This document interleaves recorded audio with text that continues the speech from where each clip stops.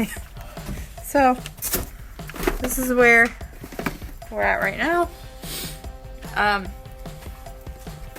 It's going a little slow, but we're making progress. Yeah, so that's just a bunch of debris that we have to sweep up. But yeah, there's like, so let me see if we can see this. So here's the metal floor, and then we have plywood, and then above that plywood was rubber.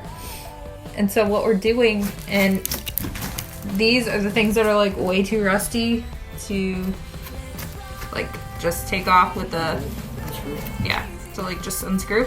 So we have to take a metal grinder and basically just grind it off at the base of, I don't know if you can see that, the base of the bus. So these were the footers to every seat. So there's 2 per seat, and there's what, 24 seats total. So yeah, that's 48 of those little grinders that take about 10 to 15 minutes each time because there's 2 bolts.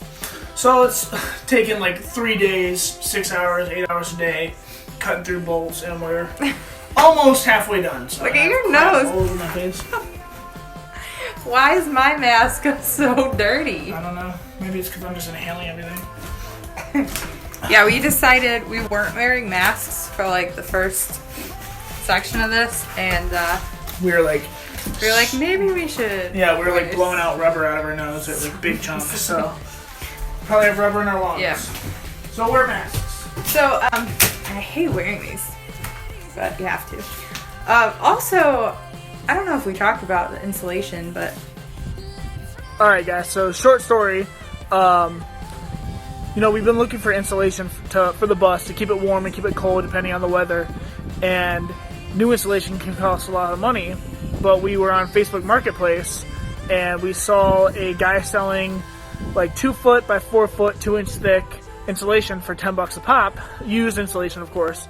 And it was about an hour and a half away. So we were going to go this weekend to go pick it up and buy some. About $400 worth. So about 40 boards, I think. I don't know. We don't have a lot of money, but we were hoping that would do most of the bus. But today, Hallie went to a warehouse where we buy a lot of auction items and stuff. And while she was picking up the items, she saw on the side of the road that there was this guy who threw away a bunch of styrofoam board insulation, and like 30 bags of it. Each bag was had 6 pieces of 2 foot by 4 foot, 2 inch thick insulation. Exactly the stuff we need. So she called me and she's like, hey, can you get down here, get the dump truck and go get it? So I went down there and there was 20 bags of it. So instead of spending $400 on, you know, this insulation that we absolutely need, we got it for free. And not only that, but while I was there loading it, the owner of the house shows up and he's like, hey, are you the trash man? I was like, no, I'm just a guy who needs insulation, man. I just need it for the bus, you know? And he was like, well, you want any more? I was like, heck yeah, I want more. So we come out and he's got 10 more bags in the back. We throw those in the back. And so we have 30 bags of insulation, more than enough that we can do, you know, the floor, the walls, and maybe in the ceiling, and we got it all for free. God is good, guys. God is good. okay, we got everything out. Everything out. Finally got all the seats cut up and put up the floor. Unfortunately, we got a lot of rust right here. But fortunately, it's not like through. It's a lot of surface rust. Yeah. So we're gonna reinforce that with new, actual just sheet metal. Sheet metal, and which we bought at a really good bargain today. Yeah. You can kind of see they actually patched with sheet metal before. So what you do is you get some sheet metal, and we got some like self-drilling metal screws and caulk or silicone, and you just, as long as it's like sealed so there's no moisture that gets in, it is good. And we're also gonna have to do that to the wheel well. this wheel well. It's completely rusted through.